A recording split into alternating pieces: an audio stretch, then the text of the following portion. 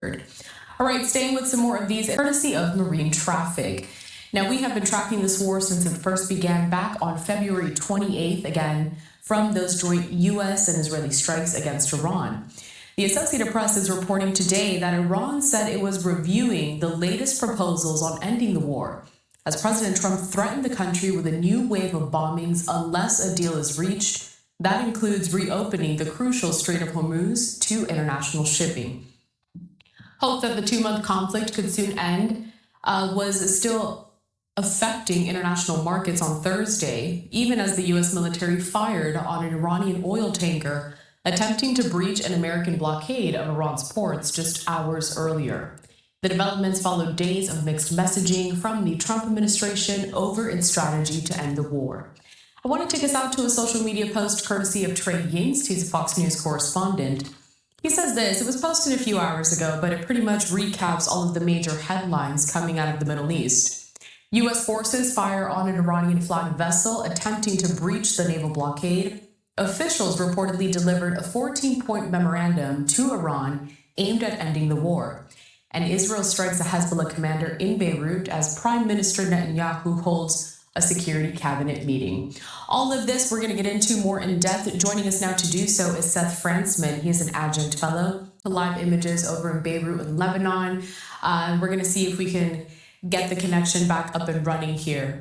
So this, again, live images over in Beirut remaining relatively quiet, but we know that those strikes between Israeli military and also Hezbollah forces, it does continue.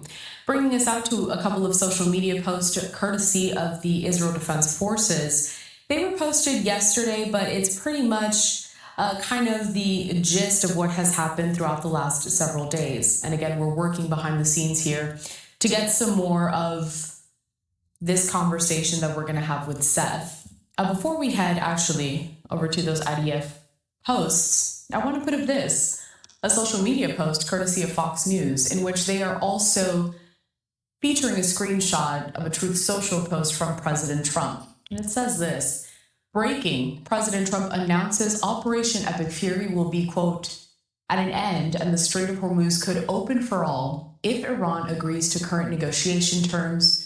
And then it quotes him saying, if they don't agree, the bombing starts and it will be sadly at a much higher level and intensity than it was before.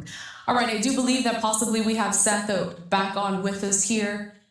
So we're going to work to bring him on in just a little bit. The connection, though, still a little spotty. Just giving an update to our viewers as we're trying to track and break down everything happening regarding U.S. and Iranian negotiations at this time. Again, Iranian officials are reviewing the latest proposal that was put forth by the U.S. and the Trump administration to end that war.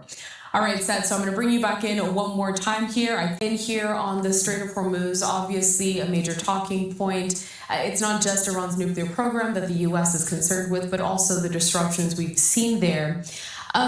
The significance of the operation, some of these U.S. military operations there at the Strait.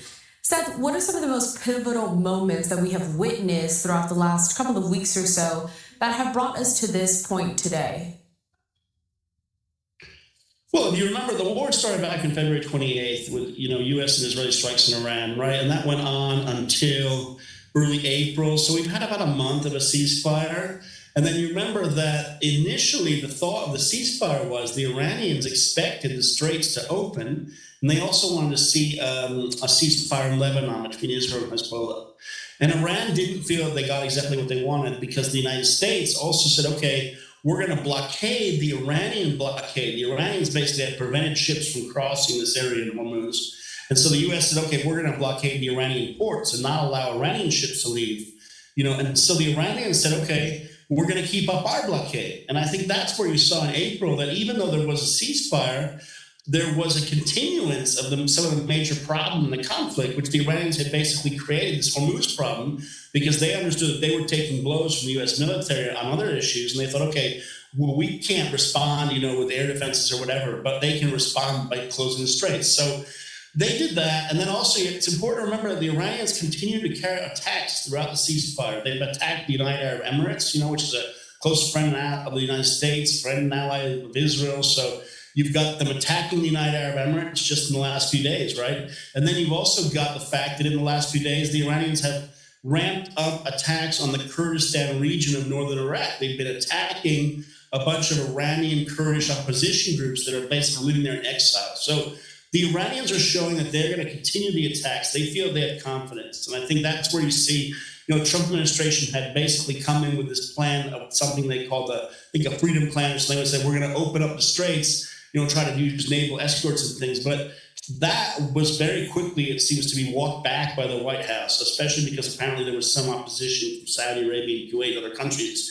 They didn't want to see more escalation there. All these countries want to see, an end of this crisis. So I think that's kind of where we are now. And then the question is whether or not in this month of May, whether this can finally be sorted out some.